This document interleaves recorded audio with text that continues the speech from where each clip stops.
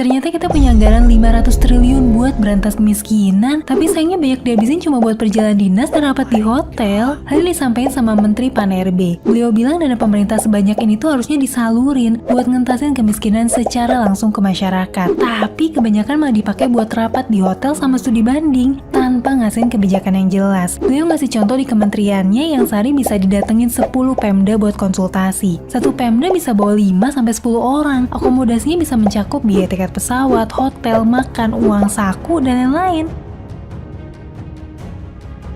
Kita semua pasti mulai menyadari, semua negara besar punya kesamaan di dalam mengelola negaranya. Demi Indonesia menjadi besar, selama masa reformasi dalam 23 tahun ini sayangnya belum menunjukkan bukti keberhasilan bahwa Indonesia karena negara besar. Maka informasi dalam channel Bosman yang selalu membahas cara cerdas bernegara akan memberikan asupan tentang informasi dari berbagai negara dan sistem bernegara mereka sebagai perbandingan pelajaran bernegara. Ada hal yang telah kita kerjakan selama masa reformasi ini sangat banyak. Namun kita harus sadari juga ada banyak lagi yang belum dikerjakan di dalam era reformasi ini yang akan buat Indonesia menjadi lebih baik. Salah satunya adalah kelemahan Indonesia di dalam bermain di dalam kancah internasional atau kancah dunia. Indonesia saat ini masih korban dari kebijakan negara besar dan belum ada tanda-tanda bisa keluar dari tekanan tersebut. Walau banyak masyarakat tidak menyadarinya atau tepatnya ketidaktahuan. Karena ketidaktahuan ekonomi naik 2,5% setahun itu dianggap sudah oke. Menjadi negara pengimpor bahan dasar kebutuhan harian itu dianggap nggak apa-apa. Hutang ke negara lain, pakai mata uang negara lain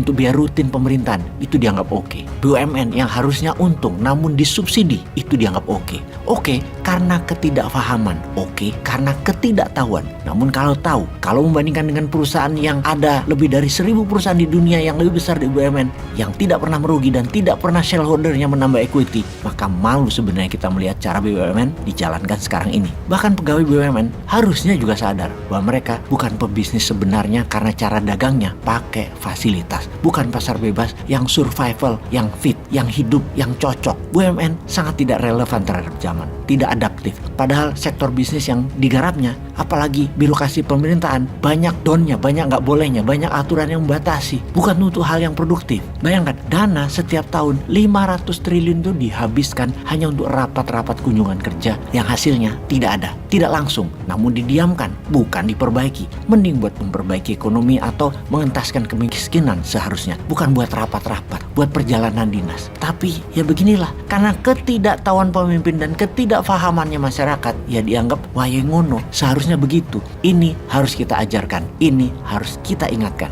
Kembali kebijakan luar negeri Indonesia, kita menengok negara maju bagian dari hegemoni barat, katakan Inggris, Prancis, Jerman misalnya. Yang namanya kesejahteraan rakyat, sarana kesehatan, sarana pendidikan, jalan umum itu friendly terhadap orang tua, terhadap anak kecil, terhadap orang yang memiliki kebutuhan khusus. Taman bermain anak banyak, susunan kendaraan umum, transportasi publik, semuanya nyaman, aman dan baik. Kemudian tamu atau turis asing, Anda dilayani lebih baik lagi dalam hal imigrasi, keamanan, kesehatan. Sarana lokal akan kita lihat dan cemburu deh oleh kebijakan dan apa yang mereka pikirkan oleh banyak negara tersebut. Intinya masyarakatnya happy. Namun kebijakan luar negerinya jangan tanya. Mereka itu bengis buat negara lain. Amerika menyebabkan perang di banyak negara misalnya. Perancis adalah negara dengan koloni wilayah sampai saat ini masih ada 14 negara dijajah Perancis. Belum merdeka penuh dan kejam sekali terhadap rakyat yang dijajahnya Perancis itu. Yang saat ini negara-negara yang dijajah Perancis itu adalah pakai mata uang franc Afrique. Hebatnya, kejam menjajah negara lain secara ekonomi tentunya, atau menyerang negara lain, membunuh rakyat di wilayah lain, rakyat di negaranya, misalnya rakyat di Amerika, rakyat di Inggris, rakyat di Prancis, tidak tahu apa-apa dengan apa yang negaranya lakukan.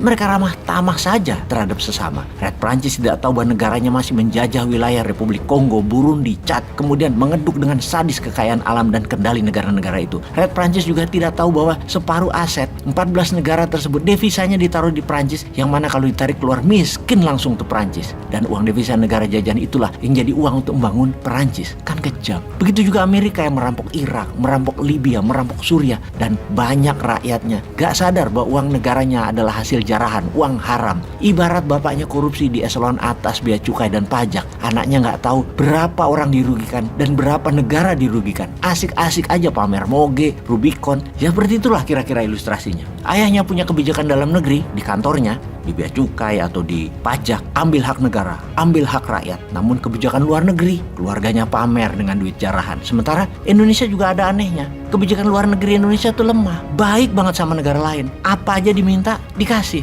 Namun sama rakyatnya, fasilitas kenyamanan publik, kesehatan publik ambiar, pajak semua neken habis-habisan. Kayak ikut membangun ekonomi kerakyatan, namun peraturan dan pajaknya menekan. Membangun pakai hutang yang harus nanggung juga rakyat. Dia yang jabat dapat nama, rakyat menanggung hutang negara dapat buzzer doang. Terbalik sama negara besar lainnya. Kejam keluar, baik ke dalam. Kita cupu keluar, memble ke dalam. Ampun dah.